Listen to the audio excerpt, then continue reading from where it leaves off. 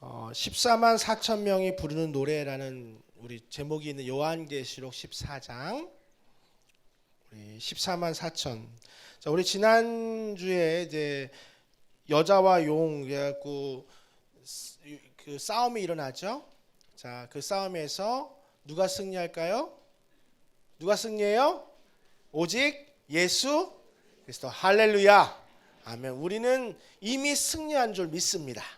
사탄이 뭐라고 이야기하든 현혹되시면 안 돼요. 사탄은 그 힘을 다 잃었어요. 거의 잃었어요. 그리고 자신이 패배할 걸 알아요, 몰라요? 알아요.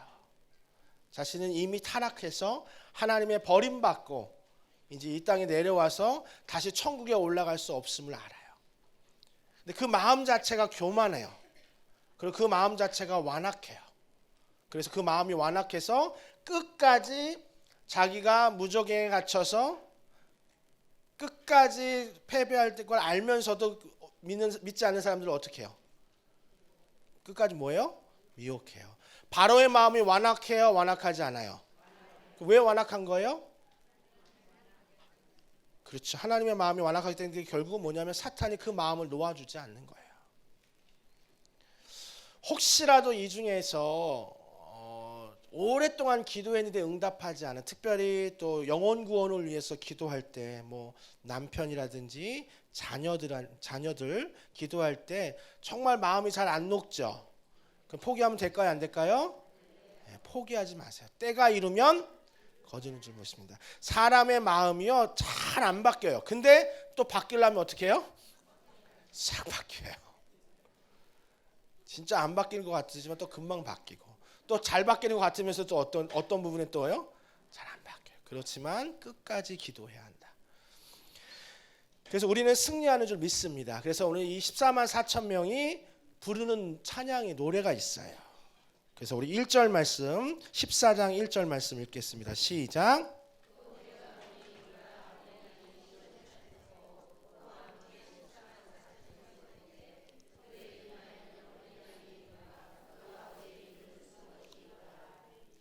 네.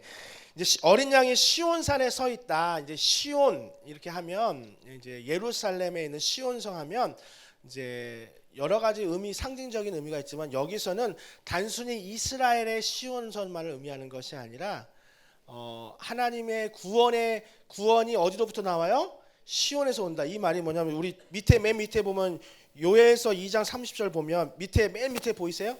강의한 누구든지 한번 읽어볼까요? 시작. 누구든지 그 여호와의 이름을 부르는 자는 구원을 얻으리니 이는 나 여호와의 말대로 시온산과 예루살렘에서 피할 자가 있을 것이다. 그래서 우리 모두는 승리하게 될 것이고 시온산에서 구원의 노래를 부르는데 뒤에 이제 또 나오고 앞에도 좀 언급했지만 우리가 이스라엘이라는 의미에 대해서 너무 지역적으로 제한시키면 안 돼요. 이게 무슨 말이냐면 우리가 흔히 이제 이스라엘 하면 많은 사람들이 예수님을 믿는다고 생각하는데 실제로 그래요? 그렇지 않아요? 그렇지 않아요. 이스라엘 사람들 중에서도 무신론자들이 굉장히 많고요. 이스라엘 사람들 중에서도 지금도 예수님을 기다리고 있는 사람도 많고, 실제로 메시아닉 주디즘이라고 해서 메시아닉 주들은 뭐냐면 예수님을 믿는 유대인들도 있죠. 근데 그렇게 많지 않아요.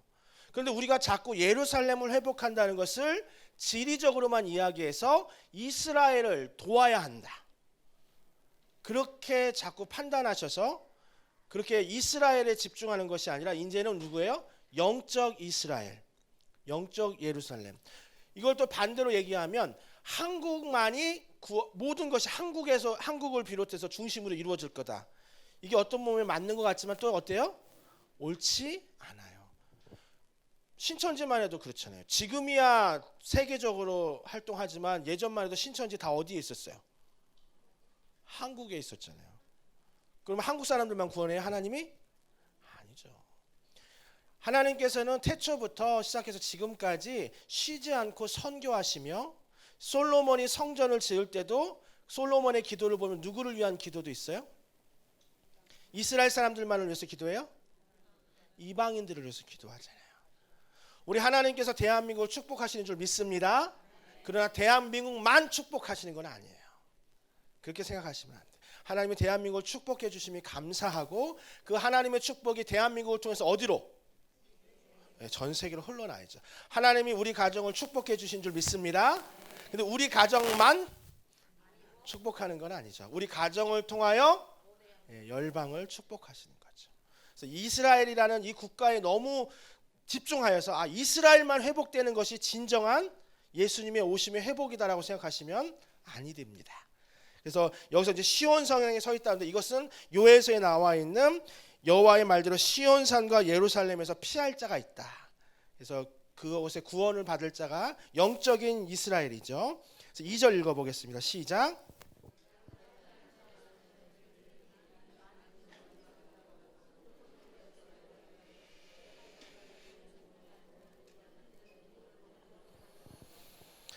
역시 이제 하늘에서 소리가 들리고 많은 물소리와 같으며 우레소리와 같고 또 검은 고 타는 자들이 검은 고를 탄다. 그러면서 3절에 보면 그들이 보좌 앞에서 누구 앞에서? 내 생물들과 장로들 앞에서 뭘 불러요? 새 노래를 부른다. 그래서 땅에서 속량함을 받은 누구 외에는 14만 4천 밖에는 능히 이 노래를 배울 자가 없더라. 그래서 이 노래를 앞에 부르는데 이 14만 4천이 부르는 노래에는 특징이 있어요. 누가 14만 4천 명이냐? 우리 강의한 첫 번째 보면 1번 첫 번째가 뭐예요? 이마에는 어린 양의 이름과 그 아버지의 이름을 쓴 것이 있다. 이마에 짐승의 표를 받아요, 안 받아요? 짐승의 표를 받아요? 짐승의 표를 받는다는 것은 뭐예요? 그 당시 로마로 따지면 황제를 숭배한다는 이야기죠. 지금 요한계시록 당시에 보면 로마의 황제가 나를 숭배해라. 자기를 신격화했어요. 자신을 신처럼 하고 신으로 숭배했을 때 그렇게 하지 않으면 어떻게 했죠? 심지어는 죽이기까지 했죠. 그때 그 왕 앞에 황제 앞에 경배하지 않은 사람들은 어떻게 됐죠? 순교의 피를 흘렸죠. 아니면 도망가서 카타콤이라는 곳에 있든지 그렇게 그들이 이제 이마에는 어린 양의 이 이름과 아버지의 이름이 쓴 것이 있지 짐승의 표를 받지 않았죠. 짐승의 표를 받아야 받지 않아요? 절대 받으시면 아니 됩니다. 마지막 때에 우리 주님을 믿는 것에 대한 핍박이 있을지라도 반드시 우리는 뭐예요? 주님을 부인하면 돼야 안 돼요? 주님 부인하시면 안 되죠. 우리나라에는 지금까지는 아직까지는 조금 덜 하죠. 내가 예수 믿는다 그래서 어떻게 해요? 때리진 않잖아요. 그런데 실제로 그런 나라들이 있어요, 없어요? 그런 나라들이 있죠. 지금 마귀가 아주 뭐라 그럴까 발악을 하고 있어요. 심지어는 이제 사실은 이제 아시아 지역이 우리 잘 아는 것처럼 인구의 3분의 2가 어디에 살고 있죠? 인구의 3분의 2가 아시아 지역에 있잖아요. 그래서 지금 인구에 또 그것에 영향을 미치는 나라가 두 군데가 어디예요? 중국과 인도. 중국과 인도잖아요. 그런데 특이한 사항은 뭐냐면 비슷한 시기에 중국과 인도를 사단이 꽉 잡았어요. 혹시 얘기가 들으셨는지 모르겠지만 중국 쪽에 지금 선교사님들이 거의 다 어떻게 되고 있어요? 거의 다 쫓겨나고 있어요. 특별히 저희 교단 선교사님 명단은 다 올라가 있대요. 그래서 저희 지금 사역했던 선교사님이 중국 사람인데도 불구하고 지금 중국에서 선교하실 때 이름을 이제 등함이라고 하신 우리 선교사 전도사님 있잖아요. 그 이름도 등함이라고 바꾼 이유가 굉장히 그만큼 하고 거의 지금 다 추방되고 있는 상태예요. 인도도 마찬가지예요. 강력한 힌두 정권이 지금 자리를 꽉 잡고 있어요. 심지어는 지난번 선거 때 뭐 진짜인지는 모르겠지만 부정했다는 얘기가 있어요. 자기가 정권을 더 잡기 위해서 선거를 부정했다는 이야기가 있을 정도로 아주 강력하게 힌두를 잡아서 그리스도인들 이렇게 다 지금 선교사님들 어떻게 하고 있죠? 추방하고 있어요. 저희 교회에서도 2016년, 2017년 인도 선교를 시작했었어요. 제가 2016년도에 인도를 갔었거든요. 인도 갔었는데 17년인데 그 저희가 함께하던 선교사님도 추방됐어요. 그래서 지금 저희가 인도를 안 가잖아요. 그러니까 사단이 지금 아시아 지역에 복음이 흘러가는데 필요한 게 어디예요? 중국과 인도잖아요. 중국과 인도를 꽉 휘어잡고 있어요. 그래서 지금 선교를 못하게 꽉 잡고 있지만 그럼에도 불구하고 우리는 승리할 줄 믿습니다. 하나님께서 하시는데, 다만 하나님께서 어떤 방법으로 어떻게 하실지 모르지만 저는 기대가 있어요. 그래서 이 아시아 인구의 지금 아시아 인구가 3분의 2가 넘기 때문에 40억이 넘는 거예요. 전 세계에 40억이 넘는 인구 가운데 하나님의 방법대로 선교하실 텐데, 그때 이제 이 노래를 부를 때 어린 양의 이름과 그 아버지의 이름을 쓴 것이 있고, 또 어린 양이 어디를 가든지 어떻게 해요? 따라가고, 그 다음에 이 사람들은 세 번째 어떤 특징이 있어요? 여자와 더불어 더럽히지 않고 어떤 자? 순결한 자. 영적인 순결을, 영적으로 가늠했다는 건 우상 숭배하지 않았다는 거죠. 하나님만을 따르는 그런 사람들이 시온의 성에서 노래를 부르게 된다는 거죠. 그러면서 이제 영원한 복음이라는 이야기가 나옵니다. 그래서 5절까지 나오고 6절 읽어볼게요. 6절 시작.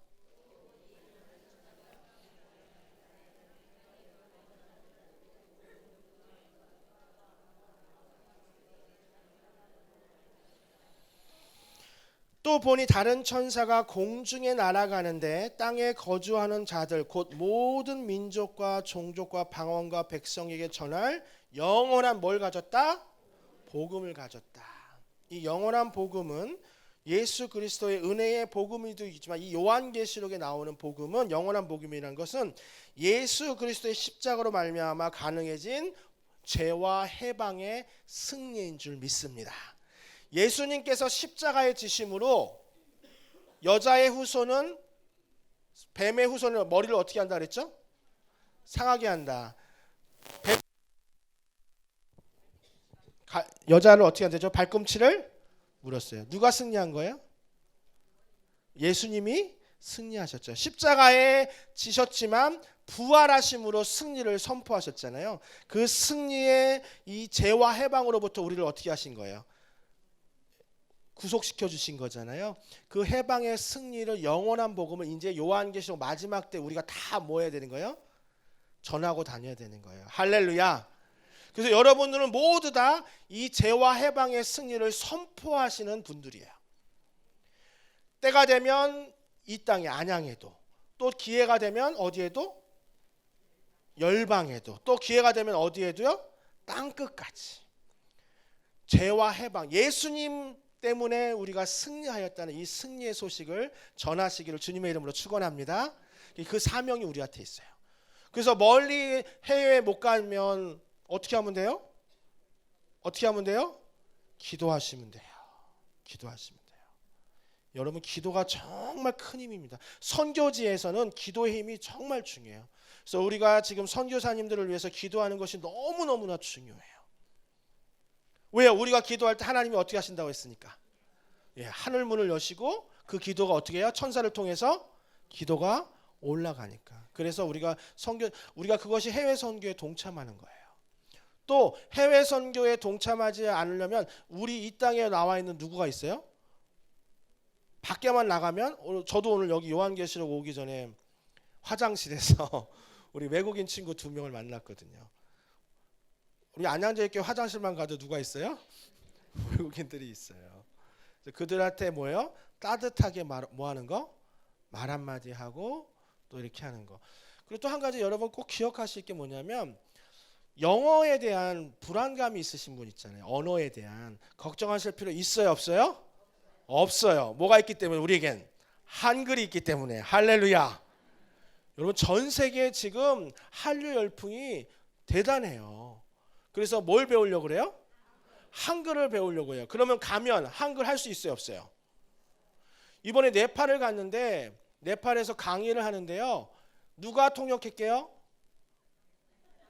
물론 선교사님도 통역했지만 네팔 현지인이 통역을 했어요. 그리고 제가 쉬는 시간에 앉아 있으면 전부 다 저에게 와서 네팔 말로 인사할까요? 한국말로 인사할까요? 한국말로 인사해요. 그러면 제가 한국말 할 줄 알아요, 몰라요? 한국말 할 줄 알잖아요. 그러면 얼마나 이 하나님께서 진짜 하나님 대한민국을 축복하신 것 같아요. 그래서 지금 전 세계 한류 열풍이 있어서 한글을 배우고 싶어요. 그러면 그들한테는 우리는 누구예요? 원어민이에요. 원어민. 여러분 기억하시겠지만 지금이야 이제 외국인들을 많이 볼 수 있지만 불과 한 3, 40년 전만 해도 외국인 보면 어떻게 했어요? 좀 신기해했잖아요. 되게 신기한 것처럼 막 하는데 지금 우리가 해외 나가면 그래요. 제가 한국에서는 그렇게 큰 인기가 없지만 네팔 갔는데 쉬는 시간만 되니까 다 어떻게 하는 줄 아세요? 사진 찍자고 저한테 와가지고. 왜일까요? 제가 원어민이잖아요. 한국 사람이니까. 이게 정말 하나님이 주신 기회예요. 이 기회를 잘 사용해서 저는 최근에 이제 60 넘으신 분들도 중에서도 한글 가르치는 자격증 있잖아요. 교원 자격증 따시려고 하시는 분 많이 봤거든요. 저는 굉장히 중요하다고 생각합니다. 그래서 하나님이 내가 움직일 수 있을 때 하나님께서 저를 사용하실 거라 믿고 준비하세요. 영어를 하시면 더 좋지만 영어가 어려우면 뭘 하시면 돼요? 한글 하시면 되는 겁니다. 네, 꼭 그렇게 해주시면 좋겠고, 그 다음에 이제 영원한 복음하면서 새 천사가 나와요. 이렇게 요한계시록 14장에는 새 천사가 나오는데 각각의 천사에 전하는 메시지가 달라요. 그래서 정리했는데 첫 번째 천사가 전한 메시지 한번 읽어볼게요. 시작. 영원한 복음을 가지고 땅에 거하는 자들에게 전하기 위해서 공중을 어떻게 해요?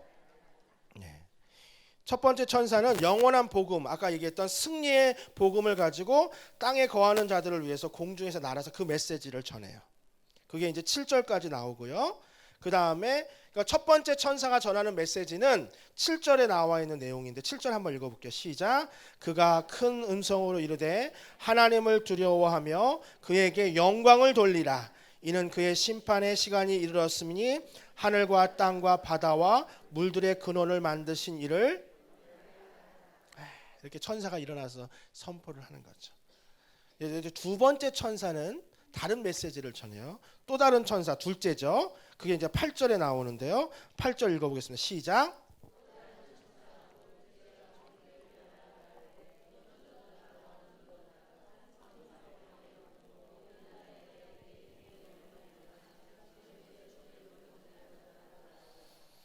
두 번째 천사는 바벨론의 멸망을 선포해요. 바벨론이라고 말하는 것은 뭐냐면 나중에 음녀라고도 표시하는데 큰 음녀 또는 바벨론, 이게 이제 사탄의 나라예요. 사탄의 지배 아래에 있던, 이마에 뭘 받았던 사람들?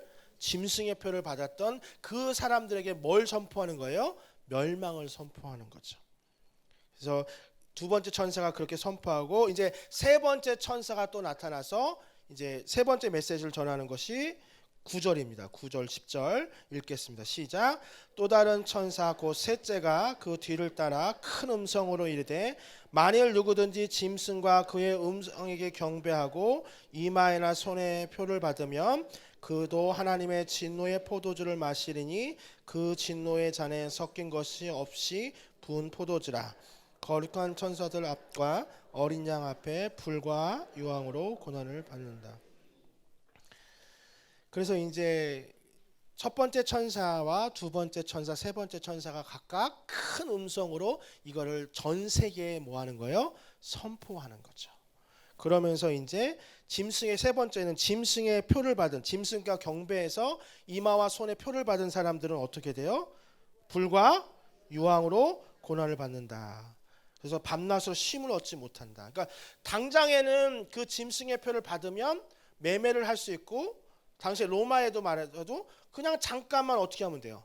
나 하나님 안 믿어요, 예수님 안 믿어요 라고 말하면 당장은 어때요?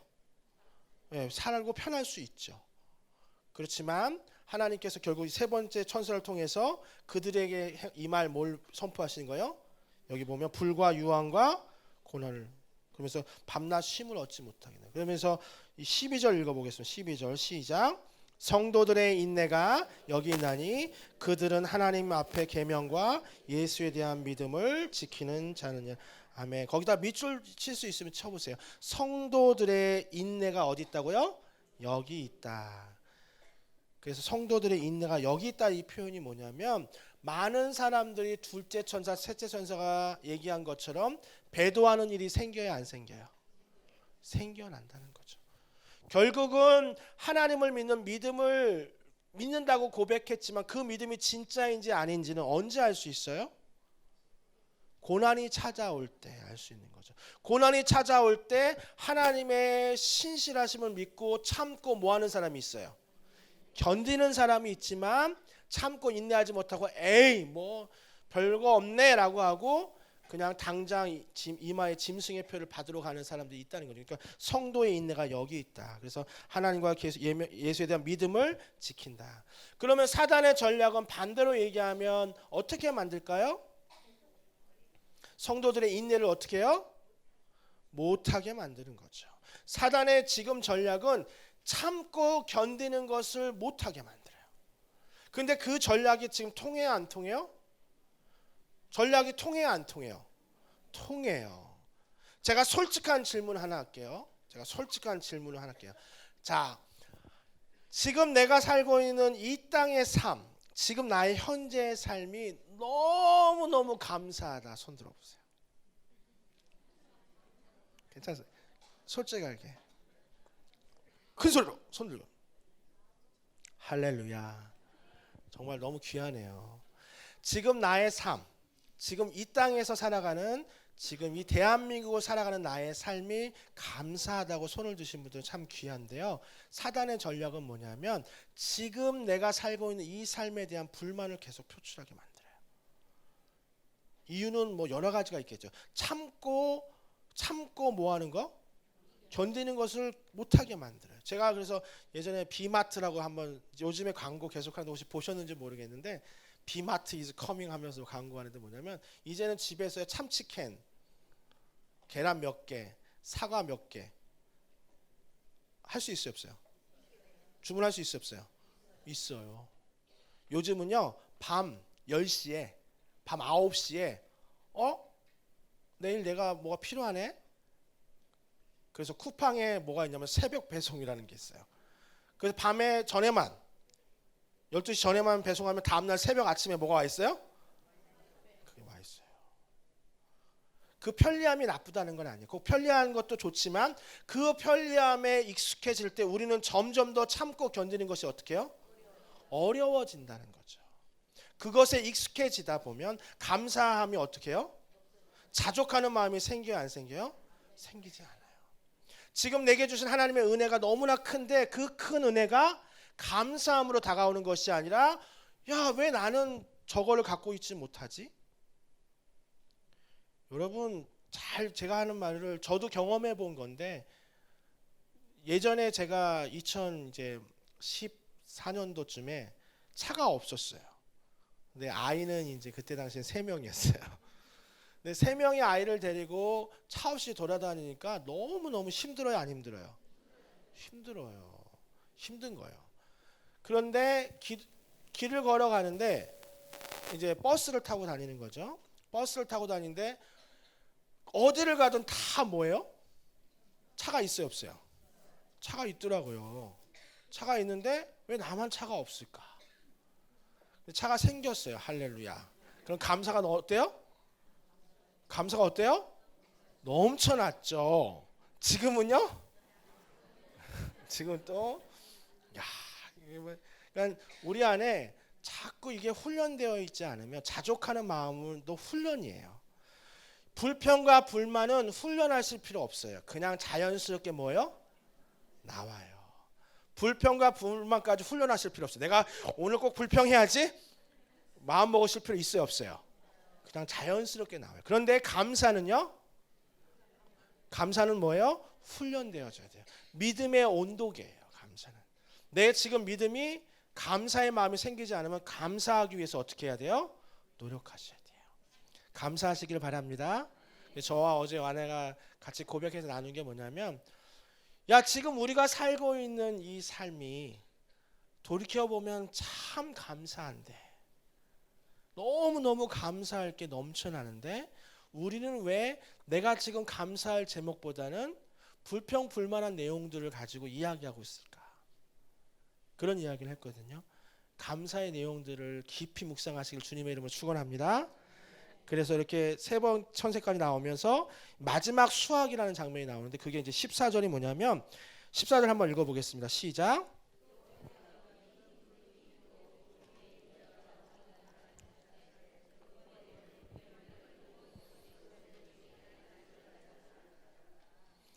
이게 이제 그래서 15절에 다른 천사가 나오면서 이제 마지막 때에 낫을 휘둘러 거두어서 그래서 낫을 해서 곡식을 거둔다는 게 뭐냐면 이제 마지막 수확이에요.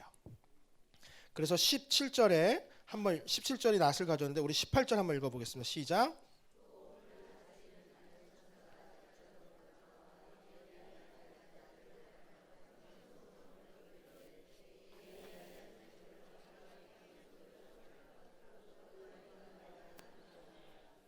이게 뭐냐면 마지막 수확과 뒤에 나오는 마지막 재난이라는 게 뭐냐면 이때 이제 마지막 7대접이 이제 준비되어 있거든요. 15장은 7대접을 준비하는 내용이고 16장은 7대접이 이제 시작돼요. 근데 7대접이 마지막 재앙이에요. 그러니까 7대접은 마지막 재앙인데 이 7대접 마지막 직전에 마지막 수확과 마지막 심판이 선포되는 거예요. 이때 깨달으면 좋을까요, 안 좋을까요? 좋아요. 그런데 중요한 건 뭐냐면 제가 설명드렸던 것처럼 첫 번째 재앙이 뭐예요? 7인. 두 번째가 뭐예요?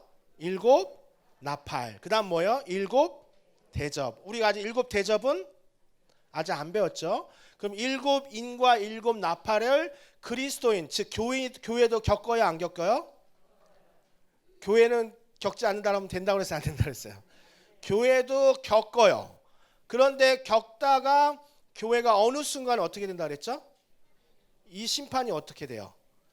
믿는 사람, 믿지 않는 사람 둘 다 있는 것이 아니라 누구에게만 있어요? 믿지 않는 사람에게만 갑니다. 참고로 말씀드리면 7대접도 믿는 사람에 대한 심판일까요? 믿지 않는 사람에 대한 심판일까요? 네, 믿지 않는 사람들이 7대접을 받아요. 좋으시죠? 이 부분에 굉장히 좋으셔야 돼요. 제가 설명했지만 7인과 7나팔과 7대접이 어느 게 더 심해진다 그러죠? 점점? 7인보다는 뭐가 더 심해요? 7나팔. 7나팔보다는 7대접. 7인을 뜰 때는 4분의 1 정도 막 그런 얘기가 나오지만 7나팔일 때는 뭐예요? 3분의 1. 그 다음에 7대접일 때는 전 지역이 다 전 지역의 재앙이 임해요. 7대접이. 그때 우리 믿는 사람들은 예비처라 그랬죠. 하나님이 예비하신 곳에 어떻게 돼요? 보호받는다 그랬잖아요. 그럼 7대접은 누구만 받는 거예요? 이마에 뭘 받는 사람?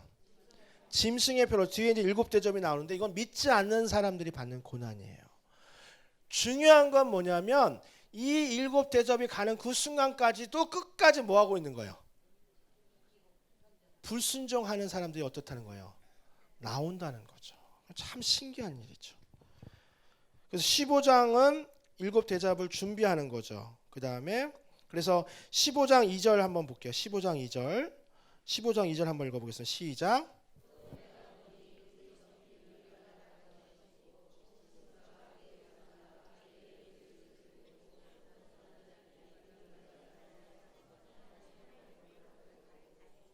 그래서 노래를 부르죠. 우리 3절 읽겠습니다. 시작.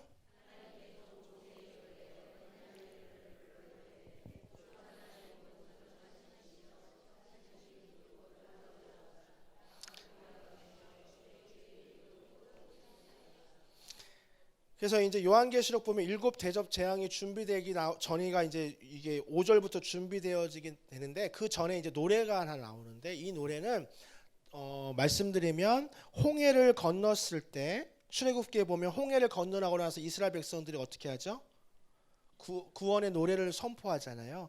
그랬던 것처럼 우리 15장 3절에 보면 주 하나님 곧 전능하신 이시여 하시는 일이 크고 뭐하다 놀라우시도다 만국의 왕이시여 주의 길이 의롭고 참되시도다라는 찬양의 고백을 하는 거죠.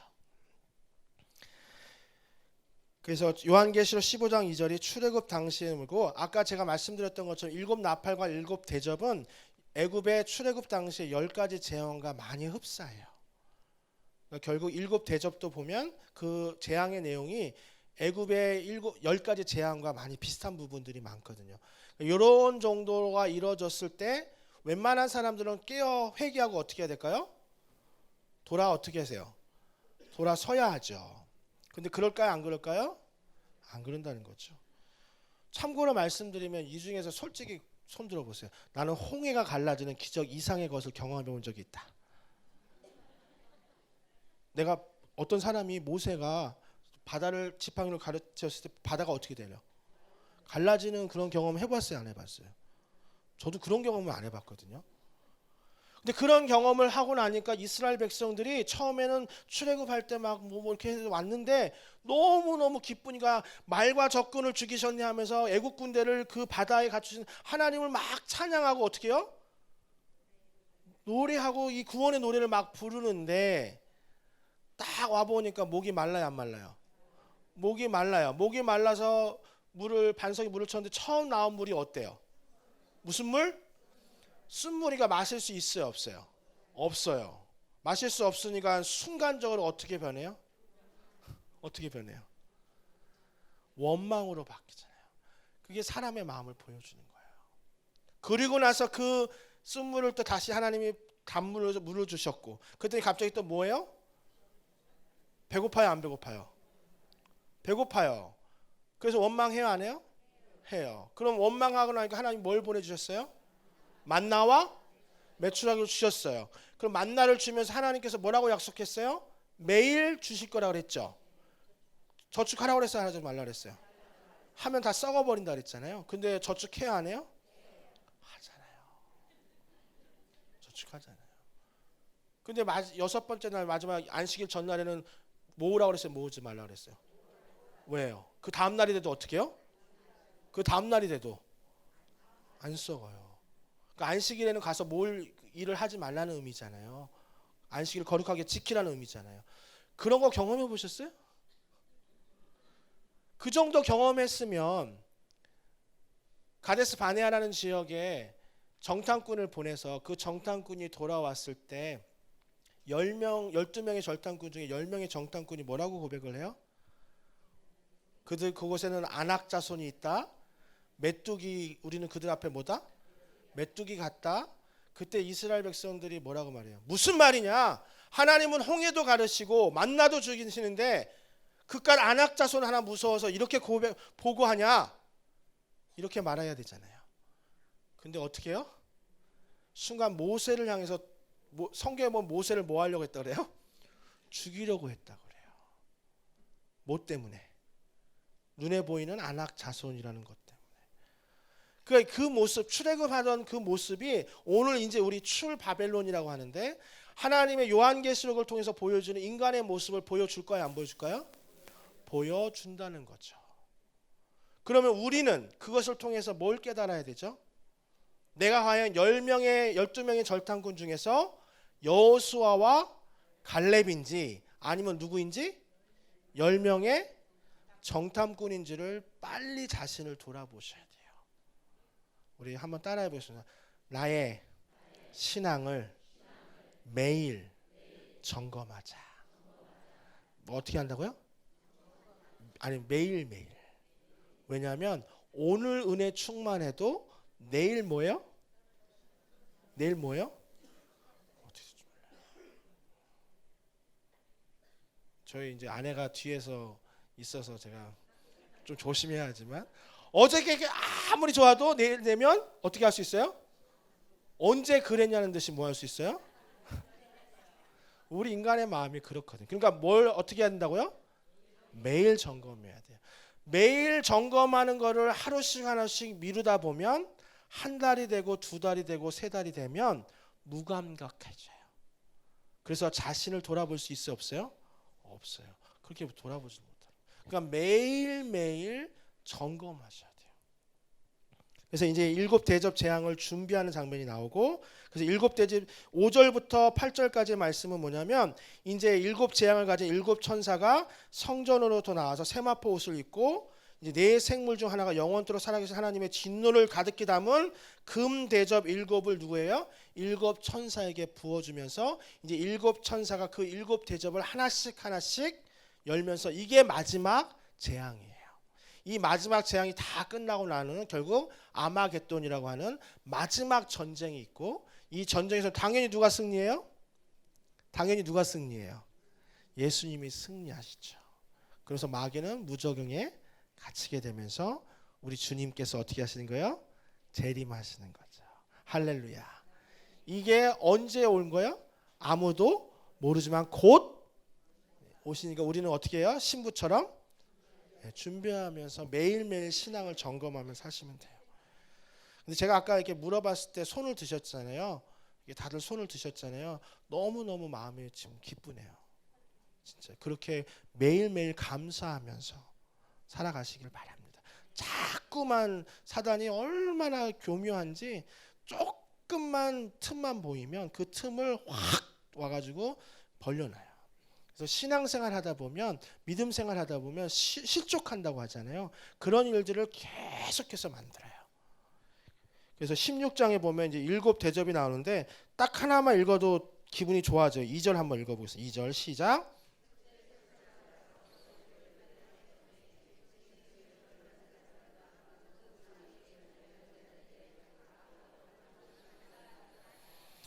출애굽의 6번째 재앙이 종기거든요. 악종이 생기다 그러는데 거기 보면 첫 번째 천사가 그 대접을 어디다 쏟았어요?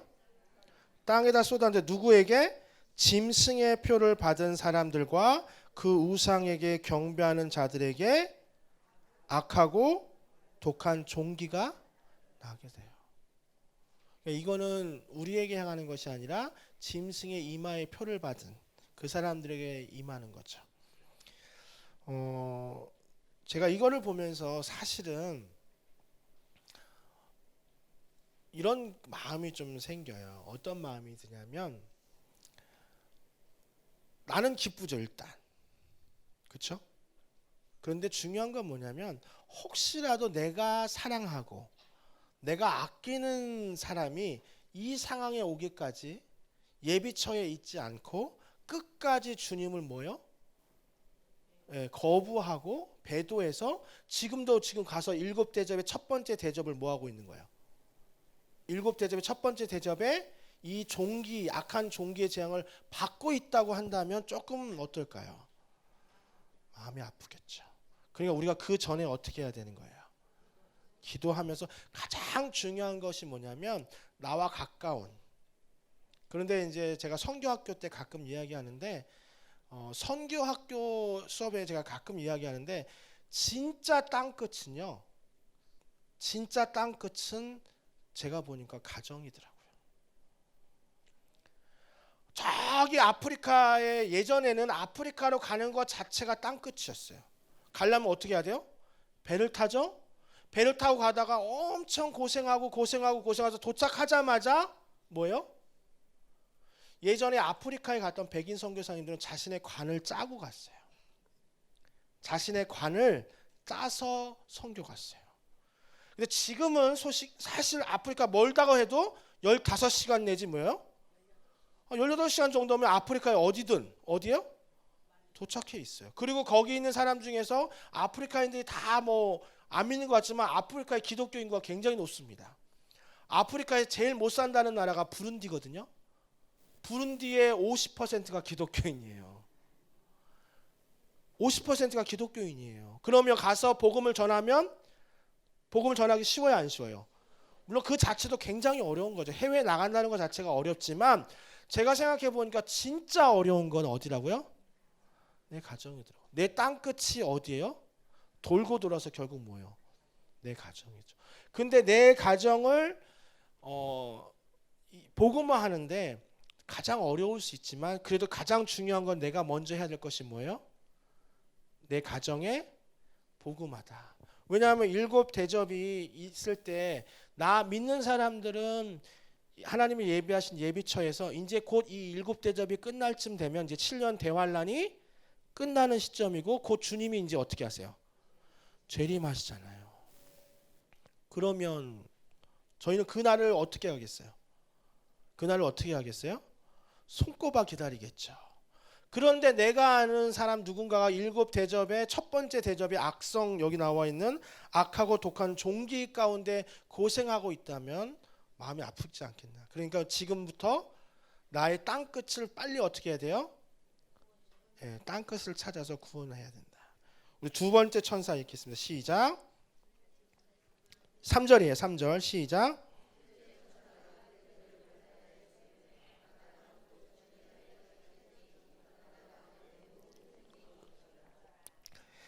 죽은 자의 피같이 되었다라고 표현했는데요. 바다가 어떻게 됐어요? 죽은 자의 피같이 되었어요. 자, 근데 이 바다가 강이나 바다가 피로 변하는 것은 일곱 나팔에도 있었잖아요. 그런데 그때는 3분의 1이었죠. 근데 오늘 본문 말씀 보세요. 바다 가운데 있는 뭐요? 바다 가운데 누구요? 모든 생물이 죽어요. 결국 바다 자체가 다 피로 변하고 바다가 피로 변하면서 모든 생물이 다 어떻게 해요? 죽게 되는 게 이제 둘째 임하는 둘째 일곱 대접의 두 번째 대접 재앙이죠. 4절 읽겠습니다. 시작.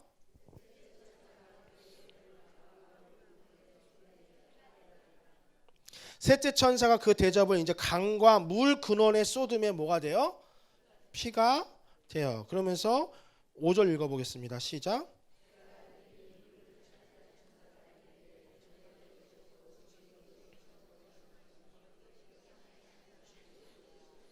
이게 무슨 말이냐면 당시에 순교자들이 예전에 얼마 전에 몇 년 전이었는데 이집트에 있는 콥트인이라고 있는데 기독교인들을 이제 무슬림들이 참수하는 장면이 유튜브에 올라온 적이 있어요. 굉장히 잔인한 장면인데, 근데 그때보다 지금 이제 마지막 때 되면 순교자의 피가 있어요, 없어요? 많겠죠. 순교자의 탄원도 있겠지만 많이 순교자들이 그 피가 바다로 물로 어떻게 했어요? 흘러 내려가겠죠. 그러면서 뭐라고 말하냐면 6절 읽어보겠습니다. 6절 시작. 그들이 성도들과 선지자들의 피를 흘렸으므로 그들에게 피를 마시게 하신 것이 합당하니라. 그러면서 이제 7절에 보면 또 내가 들으니 제단이 말하기를 그러하다 주 하나님 곧 전능하신 이시여 심판하신 것이 참되시고 의로우시도다. 그러니까 두 번째 대접 재앙은 바다로 피가 흘러가고요. 바다에 있는 모든 생물이 죽고, 세 번째 대접 재앙은 강과 물의 근원에 이 피가 흘러가면서 천사가 뭐라고 말하냐면 이 심판이 뭐하다? 공의로운 심판임을, 심판의 공의를 선포해요. 그 다음 네 번째 대접 재앙이 생기는데 6절입니다. 6절 읽겠습니다. 시작.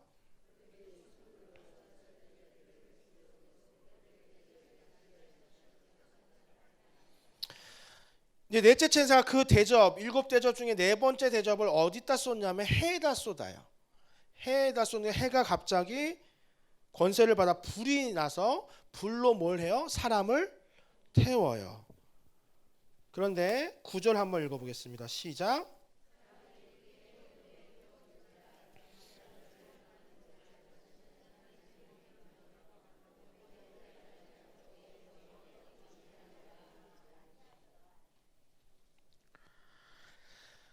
아까 일곱 나팔에도 해가 태워지는 게 있는데 그때는 거의 3분의 1이라고 하는 표현이 나왔는데 이번에는 일곱 대접 네 번째 재앙에 해가 쏟으면 해가 불로 사람을 크게 태우기 시작하는데 결국은 뭐라고 말하냐면 그들을 그런 일곱 대접 가운데 있으면 뭘 해야 될까요?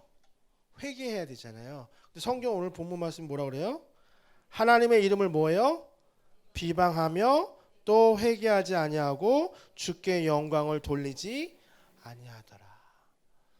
이제 이게 바로의 마음이에요. 바로의 마음. 결국 누구예요? 마지막까지 끝까지 이 상황까지도 뭘 하지 않는 거예요. 회개. 이런 모든 일을 지금 지나가고 있는 동안 하나님의 공의로운 심판에 선포되고 천사가 나오고 이 정도로 됐는데도 뭐 하는 거예요? 아직도 회개하지 않고 오히려 하나님의 이름을 어떻게 해요? 하나님의 이름을 비방하고. 바로 또 보세요. 고센 땅에 처음에는 다 같이 재앙을 겪다가 이스라엘 사람들이 살고 있는 지역에만 재앙이 임해요, 안 임해요? 재앙이 안 임하잖아요. 그러면 마음이 어떻게 해요? 회개하고 어떻게 해야 돼요? 돌아서야 되는데 회개하고 돌아서지 아니하는 것처럼 끝까지 안 해요. 그래서 다섯째 천사가 10절 말씀을 읽어보겠습니다. 시작.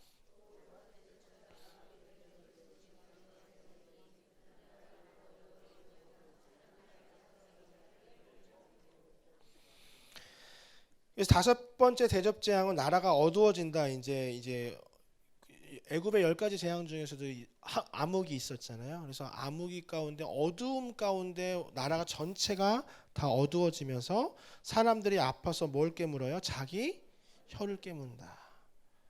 그런데 더 중요한 건 뭐냐면 11절입니다. 11절 읽어보겠습니다. 시작.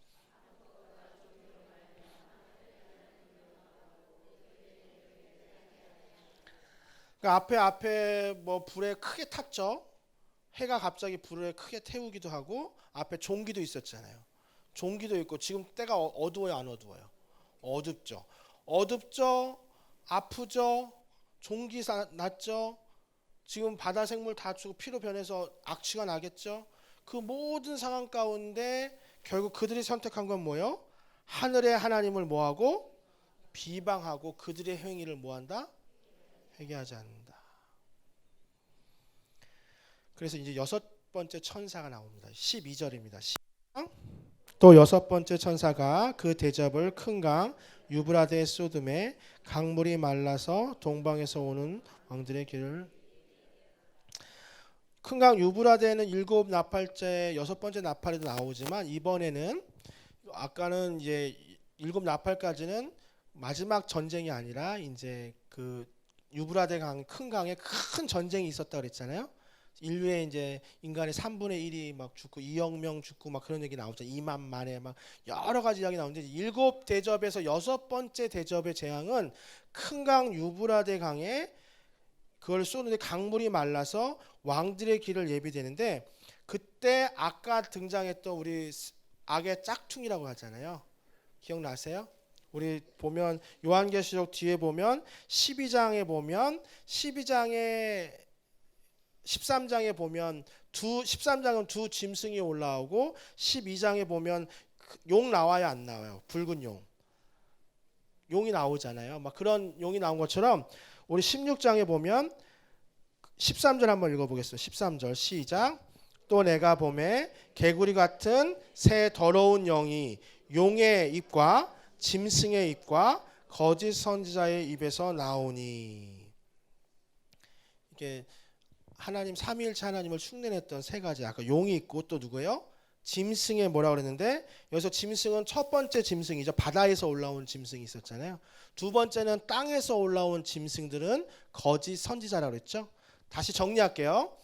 악은 세 가지겠는데 첫 번째는 큰 용이라고 그랬죠. 붉은 용. 이건 누구를 말해요? 사단, 마귀. 두 번째 바다에서 올라온 짐승이 있다 그랬죠. 그래서 용이 그 바다에서 올라온 짐승에게 뭘 줘요? 권세를 주면서 그가 거의 죽을 뻔쯤 했다가 어떻게 한다 그랬죠? 죽을 뻔쯤 했다 살아난다 그랬죠. 그래서 그가 자기를 뭐라고 말해요? 그리스도라고 말한다 그랬죠. 그게 누구예요? 적 그리스도. 그 다음에 땅에서 올라오는 짐승인데 그 짐승들은 이 바다에서 올라온 적 그리스도를 뭐하게 만드는 거예요? 경배하게 만드는, 다른 말로 하면 거짓 선지자들. 기억나시죠? 큰 용, 그 다음에 바다에서 올라온 짐승 적 그리스도, 땅에서 올라온 짐승 누구요? 거짓 선지자들. 그 세 명이 어디로 모이냐면 이 큰 강 유브라데로 모여요. 14절 읽어보겠습니다. 시작. 그들은 귀신의 영이라 이적을 행하여 온 천하 왕들에게 가서 하나님 곧 전능하신 이의 큰 나라에 있음을 전쟁을 위하여 그들을 뭐요? 그들을 막 보아요. 그러니까 결국 마지막 전쟁을 준비해요. 마지막 전쟁을 준비합니다. 근데 이제 보면 15절 읽겠습니다. 15절 시작.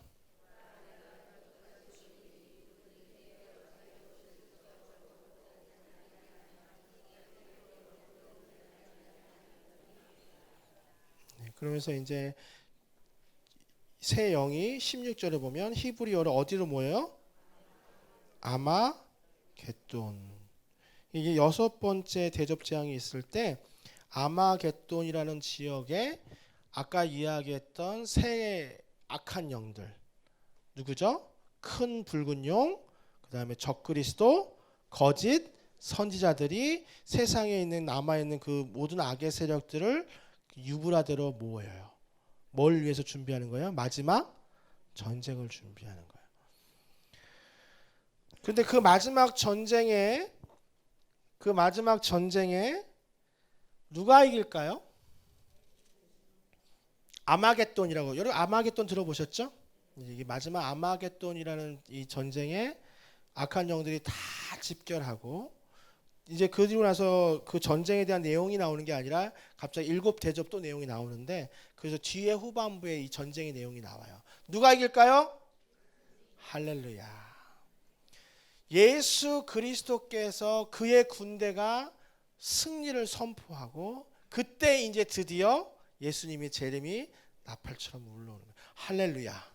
그럼 이만큼 됐으면 마귀도 자신의 결과를 알아요, 몰라요?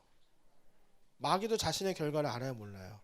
알면서도 백성들을 어떻게 하는 거예요? 끝까지 뭐 하는 거예요?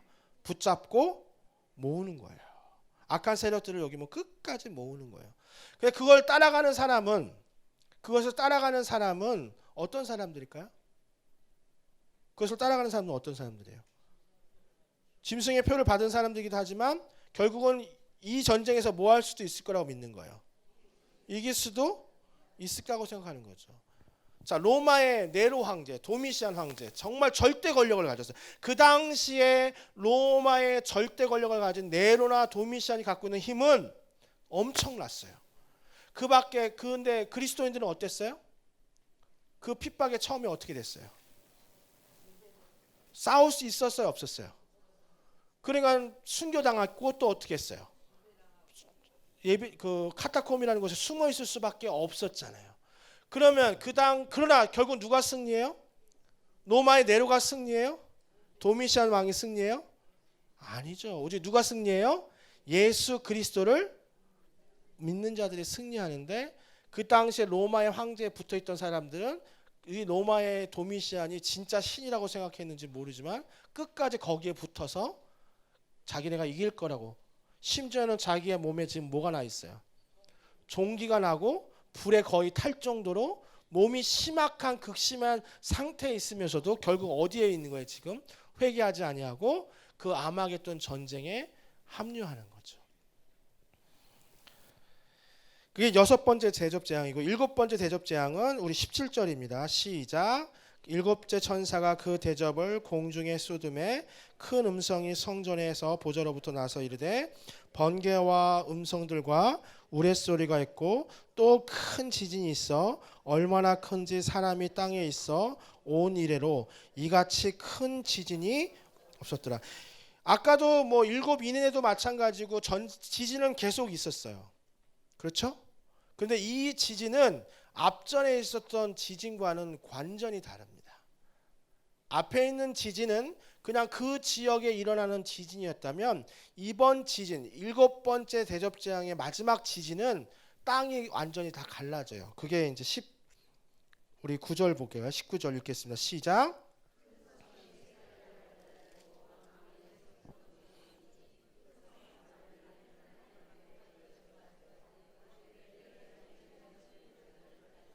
(20절) 읽어보겠습니다. 시작.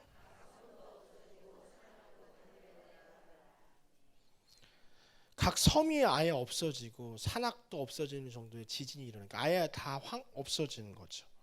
그러면서 그 무게가 또 갑자기 우박이 생기는데 21절에 보면 읽어볼까요? 21절 시작.